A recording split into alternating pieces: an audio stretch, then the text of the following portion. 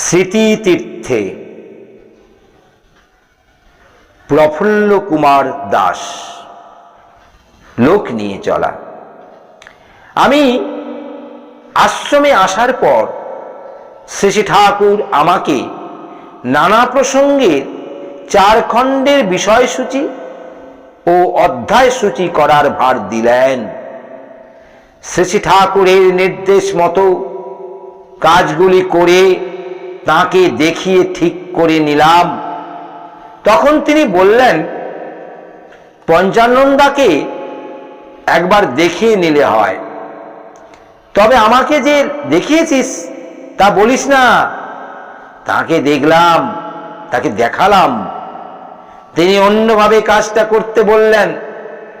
শ্রী ঠাকুরকে এসে সব বললাম। তিনি বললেন, ওইভাবে করা লাগে। কিছুদিন কঠোর পরিশ্রম করে কাজটা সেইভাবে সম্পন্ন করলাম।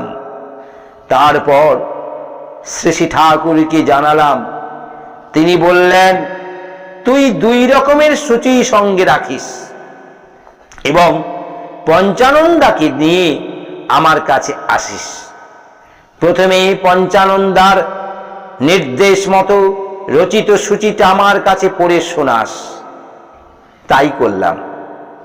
শ্রী ঠাকুর শুনে পঞ্চানন্দার বুদ্ধির খুব তারিফ করলেন। তারপর আমাকে আগের সূচিটা পড়তে বললেন। পড়ার পর পঞ্চানন্দার নির্দেশ মতো তৈরি সূচির ভূয়সী প্রশংসা করে বললেন, ওটার সঙ্গে এর তুলনা হয় না, কিন্তু আমার মতো গোলা লোকের পক্ষে এইটি বুঝতে সুবিধা গেও। পঞ্চানন্দা তখন খুশি মনে সেইটি প্রেসে দিতে বললেন।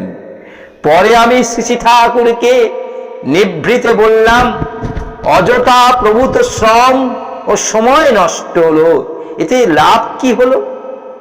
ঠাকুর বললেন, পঞ্চানন্দাকে না দেখালে এবং তার কথা না শুনলে সে হয়তো ভুল বুঝতো, তাতে তো তার ক্ষতি হতো। পরস্পরকে নিয়ে চলতে শেখা লাগে। মানুষ গড়ে তোলাই আমার মুখ্য কাজ।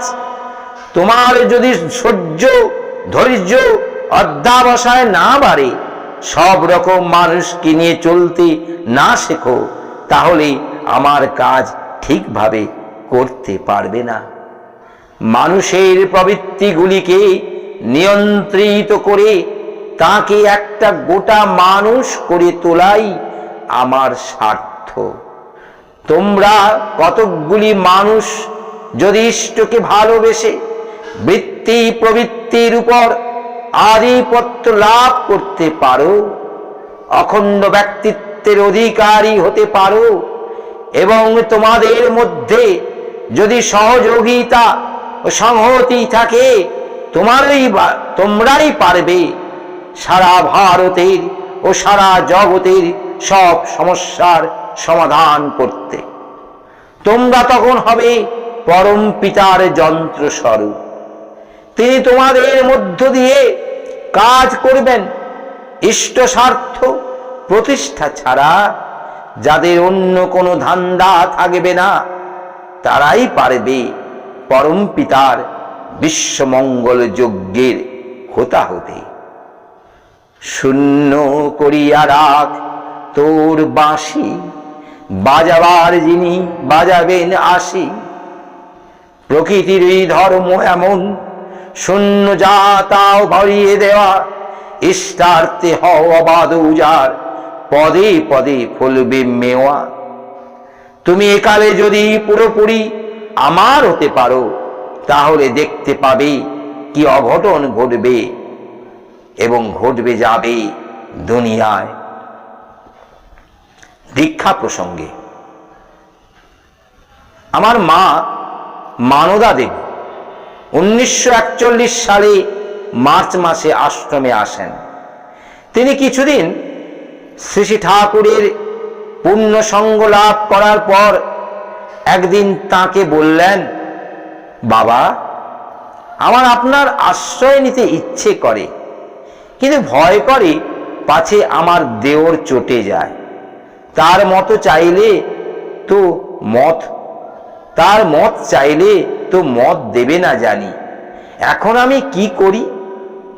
ঠাকুর হেসে বললেন, ভগবানকে পেলে আবার কাকে ভয়? আমাকে জিজ্ঞাসা করার কি আছে? ভগবানকে চাস কিনা সে তুই জানিস। তারপর মা নিশ্চিন্ত মনে দীক্ষা নিলেন। কর্মীদের প্রতি শ্রী শ্রী ঠাকুরের উক্তি। তখন আশ্রমে অনেক কর্মীরাই সামান্য কৃশচ্ছতার ভিতর দিয়ে দিন চলত। অবশ্য তারা খুব আনন্দে থাকতেন। আমার মা একদিন আমাকে বলছিলেন, আমার কিছু টাকা ছিল, সংসারে নানা প্রয়োজনে আগেই দিয়ে দিয়েছি, এখন দেখছি টাকাগুলি থাকলে তোর ভালো হতো। একদিন কথা চলে শ্রী শ্রী ঠাকুরকে মার এই কথা বলতে তিনি বললেন, না, ওই টাকা থাকলে ভালো হতো না। পরমপিতা ভালোই করেছেন, টাকা থাকলে পরমপিতার উপর নির্ভরতা কমে যায়। সর্বদা ঠাকুরের সেবা নিতে ব্যক্তিত হয়ে শূন্য অবস্থায় থাকলে তিনি চালিয়ে নেন। তাঁকে নিয়ে মত্ত হলে তিনি পরীক্ষার মধ্যেও ফেলেন, আবার যোগক্ষেমও বহন করেন। সন্ন্যাসীর মতো মনোভাব থাকলে নিত্য ভিক্ষা তনু রক্ষা হতো, দোষ নেই। সর্বদা প্রচেষ্টা পরায়ণ থাকাই ভালো।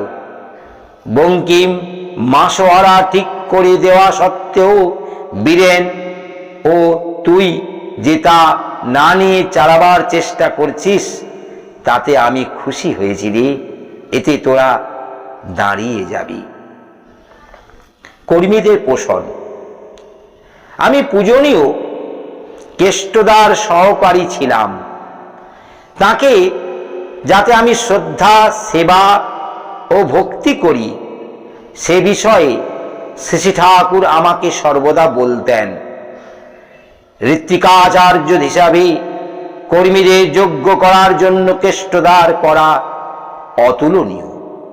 নিখিল ঘোষ, দেবীপ্রসাদ মুখার্জি, রেবতী মোহন বিশ্বাস, মণিলাল চক্রবর্তী, আতপেন্দ্র রায় চৌধুরী, সুনীল করণ প্রভৃতি পরে আমার সহকর্মী হন। শ্রী শ্রী ঠাকুরের উপযুক্ত পোষণ দেওয়ার জন্য আমাকে প্রেরণা দিতেন। আমি কারো জন্য কিছুই করতে পারিনি। নিখিল কার্যান্তরে বাইরে আছেন, অন্য সবাই নিজ গুণে যোগ্য কর্মী হওয়ায় আমি বিশেষ আনন্দ পাই। রেবতী বিএসসি পাশ করার পর তাঁর পিতৃদেব শ্রদ্ধ রাখাল্লা শ্রী শ্রী ঠাকুরকে এ কথা চিঠিতে জানান এবং ওর ভবিষ্যৎ করণীয় সম্বন্ধে জানতে চান। শ্রী শ্রী ঠাকুর বলেন, ওকে এখানে পাঠিয়ে দিতে লিখে দে। ফল কথা প্রত্যেকের ত্রিকাল তাঁর জানা। রেবতী ও দেবী আশ্রমে আসার পর শ্রী শ্রী ঠাকুর প্রথমটা কিছুদিন ওদের দুজনকে তপবনে শিক্ষকতা করতে বলেন। 1953 সালের 1 মে শ্রী শ্রী ঠাকুর ওদেরকে আমার সহকারী হিসাবে নিয়োগ করেন। তখন ঠাকুর বিশেষ করে ওদের বলেন যাতে ওরা কাঁটায় কাঁটা ইষ্টকর্ম ব্যাপারে আমার নির্দেশগুলি মেনে চলে। আমাকে গোপনে বলেন, ওদের সহোদরের মতো দেখবি, সব দিক দিয়ে যোগ্য করে তুলবি, ওদের গৌরবেই তোর গৌরব বাড়বে।